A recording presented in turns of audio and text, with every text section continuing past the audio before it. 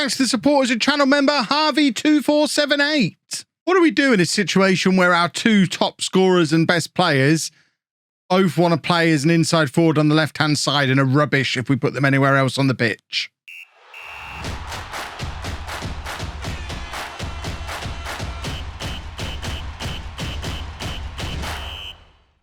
Hello and welcome to part 45 of Non-League to Legend. I'm Kevin. Coming up on today's episode, we have two games for you in the National League. We're at home against both Kings Lynn and Hartlepool. Since you were last with me, we have continued the excellent form we have been in since those first three horrible matches of the season. Although, I mean, to be fair, there was a spell in there where we only won 1 in 5, but we didn't lose any. We've been unbeaten for a long time now, and Armstrong Occo Flex has just gone nuts. He scored a hat-trick in that 7-1 win over Dover. He scored again there. He scored another hat-trick here in this 4-1 win away against Woking. The common denominator amongst all these hat-tricks, we're playing him on the left-hand side. We've spent the last 2 years playing him on the right wing to very mixed results. We've played him on the left-hand side this season, basically in rotation with Mo Issa. And when he plays, he scores 7 goals in his last 4 games coming from that left wing. The only problem we've got is Mo Issa, because he's exactly the same. He only really scores when he's playing on that left-hand side, although he's not in anywhere near as good form as Occo Flex has been. But it does mean that it becomes difficult to fit them both into the team, because they're our two top scorers. They've been our two best players. 9 goals for Occo Flex, 8 for Issa. When they're both fully fit, which they are today, it becomes difficult to leave one of them out.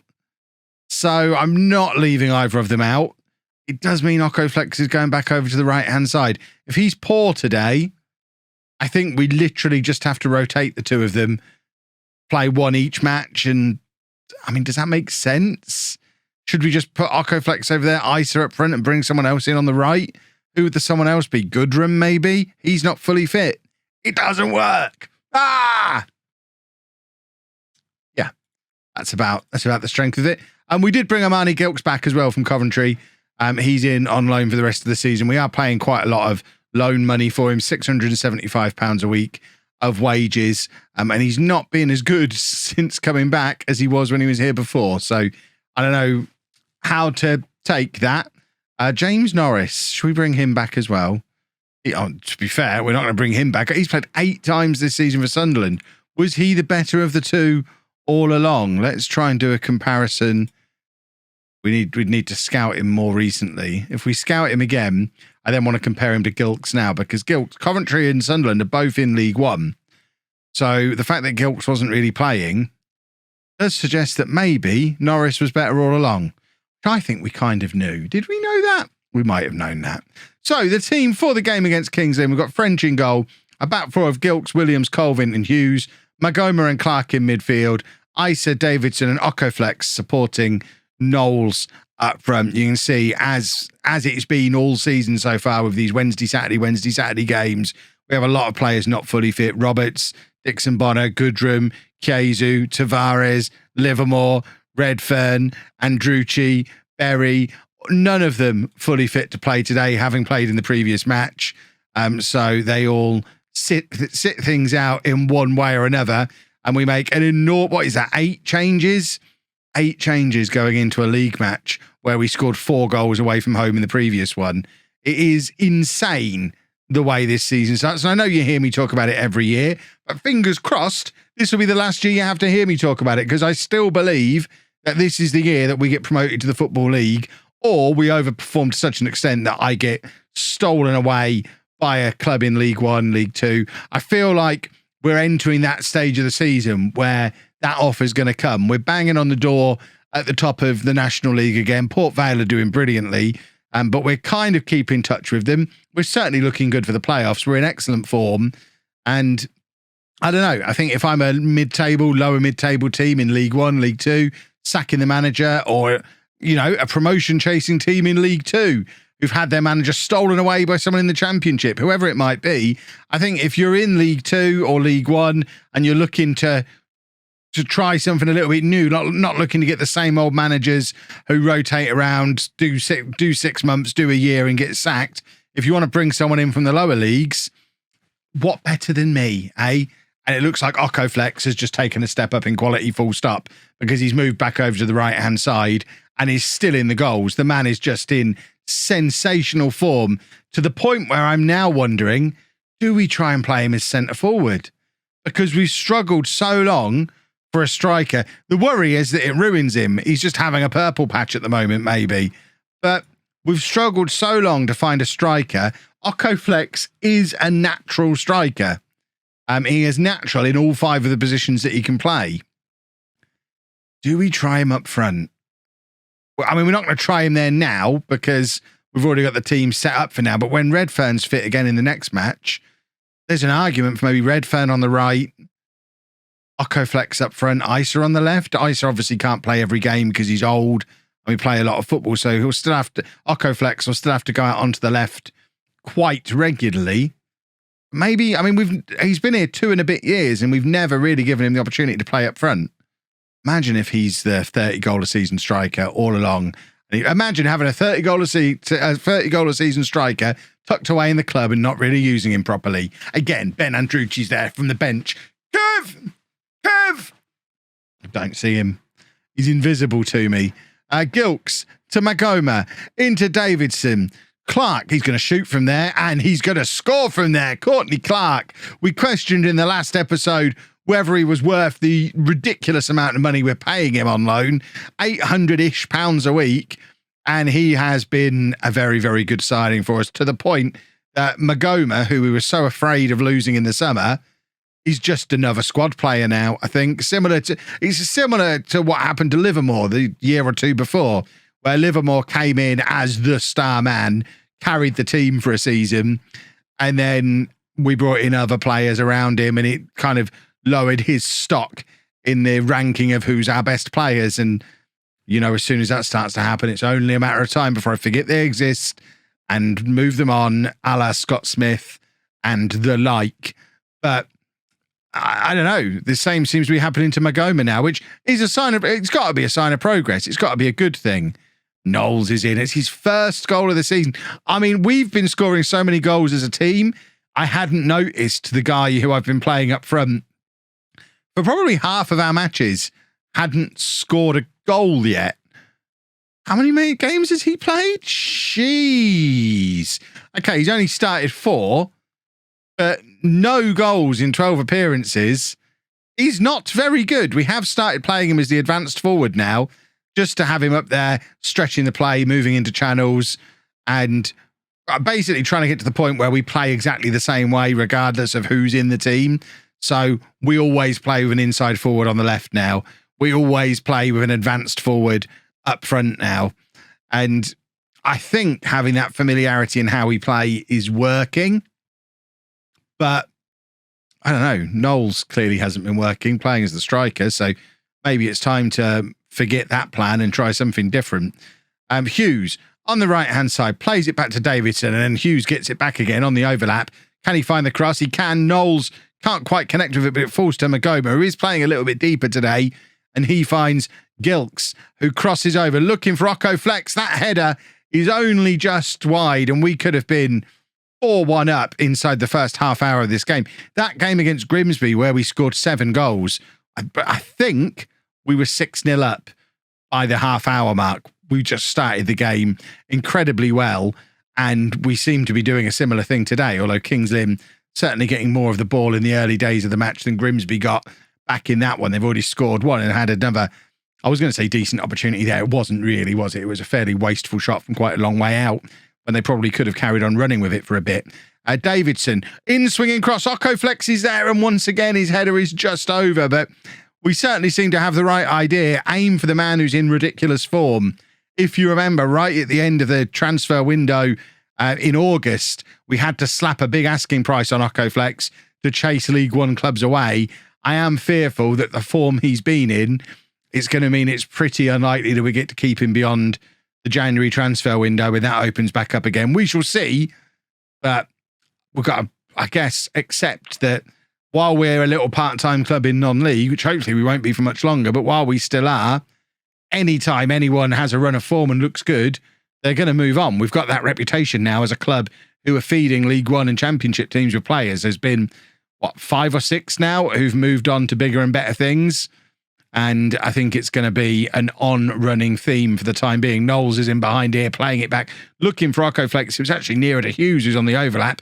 Hughes does have the ball now, trying to beat his man and look for the cross. He does neither, but Flex gives it back to him to give him another opportunity. And Hughes has just got stuck at the corner flag. Clark now giving it to Hughes. And finally, the cross does come in. Isa's header hits the crossbar.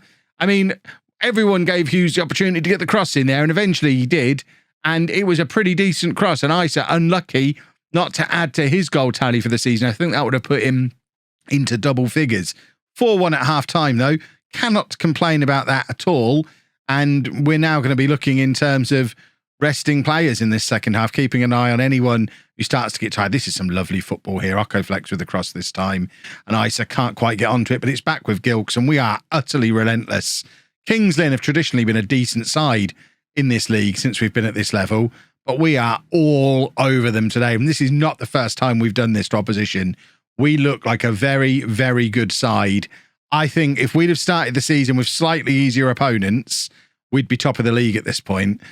French has got himself in trouble there. Didn't really know if he was coming or going. As a goalkeeper, you've got to commit and just follow through on it. He came part way, decided against it, didn't make it all the way back, stuck in no man's land. It's poor goalkeeping from French again, who's actually been pretty good when you aren't watching, but he's made an absolute mess of this. Goodness me, 4-2. Let's not dwell on it too much. But yeah, what I was saying, if we'd have started against slightly lesser opponents, you saw by the time we got around to playing Port Vale, we beat them away from home. It was just we started with 3 very, very difficult games while we had some new players bedding in and needed a little bit of form. If we'd have had a rubbish team first up and beaten them, I think we'd be unbeaten for the season at this point, and we'd be top of the league and rolling, because we've been fantastic ever since we got out of that little run right at the start of the season. Right, Flex is tired. As you would expect, he's played a lot of football recently, so he can come off. Goodrum can come on that right-hand side. We're going to take off Magoma as well, and Muller can come on to slot into that little gap. And we've got a centre-back on the bench, of course. We have David Roberts can come on for Williams. It's a little bit early, still 25 minutes of the match left, but I think we've just got to keep trying to rotate players around, keep everybody as fit as possible, because although we've brought in a couple more players on loan, we are still operating on a very, very small squad. Gilks with the in-swing, and Muller's the one on the end of it who couldn't direct his header goalwards, and now Mo Isa still searching for a goal today, and I think he fancies one as well. Gilks to Goodrum on the overlap. Hughes is in. Can he square it to Isa? He can. And there is that goal that he was hunting for. It's 5-2 now. It's actually only the 9th goal of the season for Isa. I thought he was already on 9, but he is continuing to knock in the goals in the same way as Flex is. And between the two of them, we've weirdly got a strike partnership that's got 20 goals between them already this season, and they don't play together as a strike partnership, and neither of them really play up front. I'm not going to complain. The goals are coming. The system is working. It's not really working for whoever gets the misfortune of playing centre forward, but the wide players are scoring a lot of goals now in this system. Colvin heads clear. Isa brings it down nicely. He's going to try and beat his man. He's brought down. The Kings Lynn defender knows that he just isn't up to taking on Isa from that kind of position, and decides to bring him down rather than letting him run clear, which is probably a sensible piece of defending. Gilks now with the throw. Muller into Davidson. Crosses looking for Knowles, and Knowles has his first goal of the season for a second time today. That's a little bit glitched, I think. So maybe Isa is on 10 goals if those things aren't working. But that's 2 today for Knowles. Or did it not count? Hang about. Maybe that was disallowed, because I thought we were already on 5, and it looks like it's finished 5-2. Which one wasn't allowed? Knowles, that last one was disallowed. Fair enough then. That's why it still showed his first goal of the season, I think, because it knew it was going to be disallowing it. So Isa's 1 goal away from his 10th of the season. Knowles has now scored and looked sharper today. Isa gets a pat on the head. What a performance from him. He's been such a key signing for us. And the league table continues to look okay. Port Vale are just ridiculous. We're still 10 points behind them, even with the form that we're in. We've said it the last couple of episodes now. This entire top 4, all 4 of us are almost certainly good enough to play in League 2. The problem we've got at this level is only 2 teams get promoted, and the playoffs are a lottery. And if that ends up costing us, Oh, I'll be cross. Well, for the first time in what feels like forever, we've just had a week between matches. So we're going into a football match with everybody in the squad fully fit and raring to go. We've not even got any injuries or suspensions. Cue some injuries and suspensions coming up from this game. But that means I'm able to select what I guess is currently my first choice 11 based on everyone being available. It's the first opportunity I've had to do this since the first day of the season. So that first choice team is French in goal, a back four of Chiesa, Roberts, Tavares and Dixon Bonner, Magoma and Clark in midfield, Okoflex, Berry and Redfern behind Goodrum up front. I think that makes sense. It's a little harsh on Isa that he's not in that best 11, but where do you put him? You can't start him on the left ahead of Okoflex. Goodrum scores more goals as a striker than Isa has. So I think having Isa there to come on for Okoflex with 20, 30 minutes to go, or rotate with him on Wednesday, is probably sensible and a better way to use a 32-year-old. Cue everybody in the comments saying, Kev, just because he's 32 doesn't mean he should be on the bench. But I actually think for once, with the four Okoflexes in, I've got a good excuse. You'll probably still tell me why I'm wrong. Right, we have a corner. Goodrum to take. And Tavares is there, but the header is straight at the Hartlepool goalkeeper. That would have been a nice little way to open the scoring, but alas, it was not to be. And Hartlepool looking to get a counter-attack going, but Roberts is there to cover it comfortably. Chiesa, nice little confidence boost for him, being in ahead of Gilks as well, presumably. Obviously, Chiesa is our club record signing. Gilks, he's one of our most expensive sales. In fact, I think we got more for Johnson than anybody else in the summer. But Gilks was at one point our record ever sale. Okoflex is in, and that was a rare miss-hit from him. I was expecting that to be driven back across goal. He's going to get another opportunity very soon. In fact, here he is. He's in, and that's a little bit closer to what I was expecting him to do the first time. But once again, he's chosen to take it on his left foot when he's very much right-footed, and it is cutting in off that left side and hitting it with his right that's been so effective. The cross into Redfern now, and his header goes wide, and I'm a little bit alarmed that maybe we've not got our shooting boots on today. Goodrum with the cross. Tavares now fires wide. We've had some very good opportunities in this match to put ourselves ahead. It would be nice if we could score now, please. Redfern forward to Goodrum. And now Berry turns nicely, and he's got the run ahead of him from Goodrum, who is in here and dinks it over the goalkeeper. A fifth goal of the season for him. It's a lovely, lovely goal. It's his favourite way to score as well. Of his 5 goals, I would say at least 3 of them have been exactly that one. The ball played through, the little dink over the keeper. He is very, very good at what he does. And having that composure in that situation is very much what he does.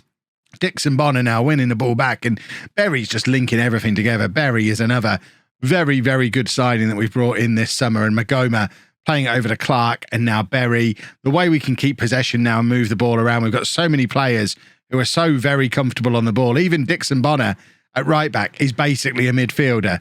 Goodrum is basically a midfielder, and they all keep hold of the ball so nicely, so comfortable in possession.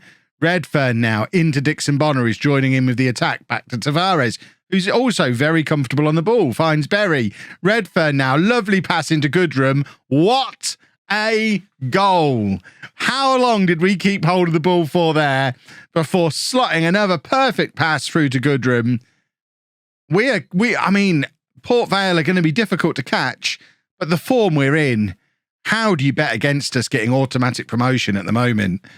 We just need Port Vale to start dropping some points. And in fact, it's a key match in the promotion race today. Port Vale at home to Fylde. They are first and second in the league. And Fylde have just taken the lead, in fact, which is huge. We're not really worried about Fylde getting points. They're not as far ahead of us as Port Vale.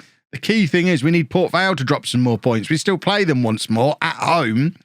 But when they're 10 points clear, it doesn't matter very much. We need other teams to take them on and beat them as well. And Fylde, hopefully, stepping up today. Lovely control by Berry. He's trying to slot it in for Goodrum again, who was on an early hat-trick there. If Berry could have just angled the pass slightly closer to where Goodrum was making the run. But Goodrum looking very, very lively up front today. And I tell you what, our first choice 11 looks very, very strong, which is going to bode well in the second half of the season, when we get to play them together a lot more often, because we go from having those 9 and 10 game months to some months we only play 3 matches when we get later in the season. Okoflex is in here and can't keep his header down to get amongst the goals again himself.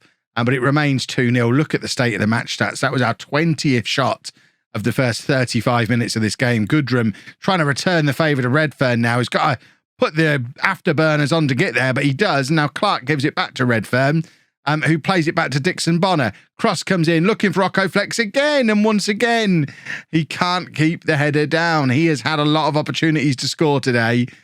He's certainly getting himself into good positions. It feels like it's only a matter of time before Armstrong Rocco Flex weighs in with a goal as well. Magoma playing it across to Clark. Magoma seems to be settling into this deep-lying playmaker role quite nicely. I'd always worried before about withdrawing him too far from the attack because he was our one player who could keep hold of the ball and make things happen. But we've now got 5 of them who can do that. So Magoma can stay a little bit deeper, pull the strings the way he is today. And Berry is very much taking on that role of playing the killer passes further forward. We've seen Redfern do it as well today.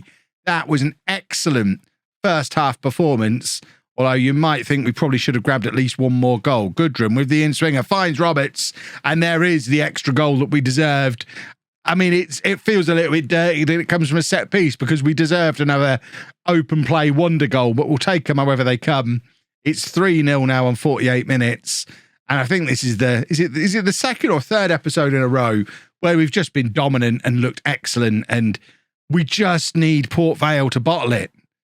They are just in ridiculous form. I mean, if we have to go up and win the playoffs, then fair enough, but it seems really harsh to lose out on automatic promotion based on how our first 3 games of the season were. But Port Vale have just not had that run where they've not won in 3 games that we had early on. They've not had those couple of defeats close together.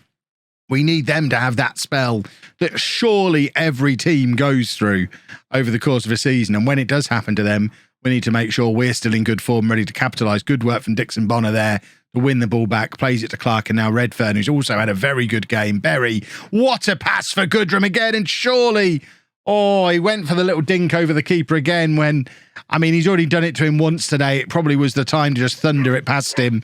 Dave agrees. Don't worry, boys and girls, it's nearly Christmas and we'll stop getting as many parcels delivered once Christmas is out of the way, so you won't have to hear Dave barking at the postman like that.